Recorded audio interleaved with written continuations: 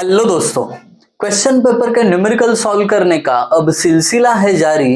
तो बस अब पास होने का नहीं, 60 प्लस मार्क्स लाने की कर लो तैयारी। तो चलिए विदाउट वेस्टिंग टाइम शुरू कर लेते हैं आज की तैयारी। तो दोस्तों आज के लेक्चर में हम सॉल्व करने जा रहे हैं समर 18 का एक न्यूमेरिकल। तो वीडियो को बिल्कुल भी स्किप नहीं करना, स्टार्ट टू एंड पूरा वीडियो देखना।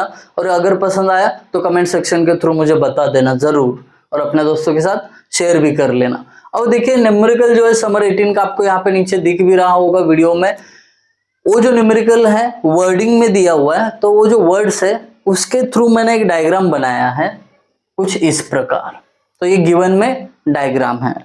तो ये जो डायग्राम है ये कहता है कि इसका पहला पोर्शन 200 mm का है, दूसरा 500 mm, तीसरा 300 mm का, और उनके वेरियस डायमीटर्स भी है। अब ये सब देखे उन्होंने क्या दिया है, ये जो स्टील बार है इसका यंग्स मॉडुलस 200 GPa है। अब GPa का कन्वर्जन 10⁻³ न्यूटन पर mm स्क्वायर होता है, ये हमने पहले ही लेक्चर में देखा था। तो 200 × 10⁻³ न्यूटन पर mm स्क्वायर लिख दिया। उसके बाद सिग्मा मैक्स दिया है, थोड़ा सा कुछ आउट ऑफ द बॉक्स सोच के ये न्यूमेरिकल डाला हुआ है। सिग्मा मैक्स अब 150 MPa है, MPa का कन्वर्जन सीधा न्यूटन पर mm स्क्वायर होता है, तो सीधा मैंने 150 न्यूटन पर mm स्क्वायर लिखा। अब फाइंड आउट करने के लिए क्या बोले हैं, फाइंड आउट करिए P और डेल्टा L, यानी लोड और इलोंगेशन, दोनों चीजें हमें फाइंड आउट करनी है। अब इलोंगेशन का फॉर्मूला तो यहाँ पे लिखा हुआ है, ये फॉर्मूला यूज करके आपको क्या करना है, इलोंगेशन फाइंड आउट करना है, बट उसके लिए P चाहिए। अब यहाँ पे देखिए A1 A2 A3 ये चीजें लगने वाली है, तो सॉल्यूशन में शुरुआत में ही वो चीजें निकाल देते हैं A1 A2 A3। सॉल्यूशन सबसे पहले निकाल लेते हैं पहले सेक्शन का एरिया, यानी A1 क्या होगा π/4 इंटू D1 का स्क्वायर यानी 10 का स्क्वायर। तो इसका एरिया मिल जाएगा 78.54 mm स्क्वायर, दैट्स इट। अब A2 मतलब दूसरे सेक्शन का एरिया, π/4 इंटू दूसरे सेक्शन का डायमीटर 25 है, उसका स्क्वायर। कैलकुलेशन करोगे तो दूसरे सेक्शन का एरिया मिल जाएगा आपको 490.87 यूनिट इसका mm स्क्वायर, दैट्स इट। अब तीसरे का निकालते एरिया A3, ओके। तीसरा सेक्शन π/4 इंटू डायमीटर कितना है उसका 15, उसका स्क्वायर। तो तीसरे सेक्शन का भी कैलकुलेशन करो, एरिया मिल जाएगा 176.71 mm square, that's it. Areas निकाल दिए, यहाँ पे काम आएंगे तो वहां पे पुट कर देंगे आप। अब यहाँ पे ये करने के बाद अब पहला काम है हमारा P को फाइंड आउट करना, यानी लोड को। अब लोड किस फॉर्मूला में आता है, यहाँ पे मैं फॉर्मूला लिख देता हूं, sigma is equal to P/A, है ना। तो P निकालना चाहिए तो आपको सिग्मा और A पता होना जरूरी है। सिग्मा यहाँ पे दिया हुआ है, कितना है सिग्मा 150 MPa, बट यहाँ पे ध्यान दीजिए ये मैक्सिमम है। अब पहले सेक्शन में, दूसरे सेक्शन में और तीसरे सेक्शन में स्ट्रेस अलग अलग आएगा, है ना। ये क्यों अलग आएगा, क्योंकि यहाँ पे देखिए stress sigma is equal to P तो सबके लिए सेम है, बट एरिया सबके अलग है ना। ये देखिए सिग्मा 1 मतलब ये होगा, सिग्मा 2 मतलब P/A2 होगा। इसके लिए क्या होगा, स्ट्रेस का वैल्यू हर किसी के लिए अलग आएगा, बट यहाँ पे सिग्मा मैक्स बोला है, तो मैक्सिमम स्ट्रेस कौन सा होगा, सिग्मा 1 सिग्मा 2 सिग्मा 3, यानी पहले सेक्शन में मैक्सिमम आएगा, दूसरे में आएगा या तीसरे में। तो जिसका डायमीटर सबसे छोटा है उसमें मैक्सिमम स्ट्रेस आता है, यानी पहले सेक्शन में।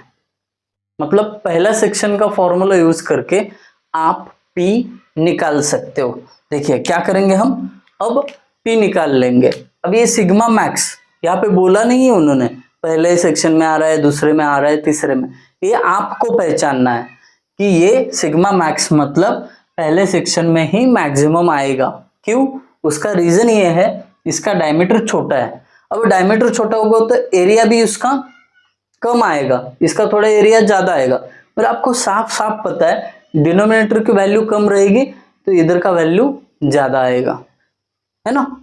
इधर 10 है, इधर 100 है, इधर 200 है, तो 10 वाले का वैल्यू कम आएगा, 100 वाले का उससे थोड़ा ज्यादा, 200 वाले का उससे थोड़ा ज्यादा, ये आप जानते हो। अब तो ये फॉर्मूला यूज करके आप पी निकाल सकते हो। सिग्मा मैक्स कौन से इसमें आ रहा है? पहले इसमें। तो sigma max is equal to P upon पहले सेक्शन का area A1, that's it. Sigma max कितना है? 150 इंटू A1 इधर जाके मल्टीप्लाई होगा सिग्मा मैक्स के साथ, इधर जाके A1 कितना है? 78.54 is equal to P। Therefore P is equal to, P का वैल्यू कितना मिला हमें? मैं देख के लिखता हूं, आप क्रॉस वेरिफिकेशन कर लेना। P का वैल्यू इनको मिला है 11780.97 न्यूटन। इतना P का वैल्यू मिल गया। इसको एक अच्छा सा ब्रैकेट डाल दीजिए, बात खत्म। आपको कॉन्सेप्ट समझना बस ये सिग्मा मैक्स का था, वो मैंने समझा दिया, आई होप समझ में आया होगा। अब पहला तो काम बन गया, अब दूसरा काम क्या है? डेल्टा एल निकलना। अब उसका फॉर्मूला तो रेडीमेड यहाँ पे लिख के रखा हुआ है, यही फॉर्मूला मैं दोबारा इधर लिखता हूं और फिर उसमें जस्ट वैल्यूज पुट कर देता हूं। आइए ब्लैक पेन से लिखता हूं, अच्छे से दिखेगा आपको। अभी दूसरा काम डेल्टा एल फाइंड आउट करना है ना, दूसरा काम ये वाला कर लेते हैं। P upon E in bracket L1 upon A1 plus L2 upon A2 plus L3 upon A3। अब वैल्यूज पुट करके देता हूं, कैलकुलेशन का काम आपके ऊपर छोड़ देता हूं। P का वैल्यू अभी अभी मिला है 11780.97 अपॉन E का value 200 into 10⁻³ into 10⁻³ into L1 पहले सेक्शन की length 200 mm divided by A1 78.54। देखिए कितना आसान बन गया। अब प्लस L2 कितना है? 500, L2 की जगह 500 डिवाइडेड बाय A2 एरिया 2 कितना है? 490.87 ओके, प्लस L3 कितना है? लेंथ 3 300 डिवाइडेड बाय A3 का वैल्यू 176.71 दैट्स इट। अब ये सब कैलकुलेट करोगे तो आपको वैल्यू मिलेगा। मैं आपके कंफर्मेशन के लिए जस्ट यहाँ पे वैल्यू लिख रहा हूँ, बाकी कैलकुलेशन तो आपको ही करना है। 0.31 mm। ठीक है, बाद में ना आपको ये सवाल ना पैदा हो कि आंसर क्या है, तो आंसर मैंने लिख दिया है बट कैलकुलेशन आपको करना है ये पूरा। आई होप आपको ये न्यूमेरिकल समझ में आया होगा। अगर आपको समझ में आया तो ये वीडियो फटाफट अपने दोस्तों के साथ भी शेयर करिए। और हाँ, thank you guys for watching video, thank you so much.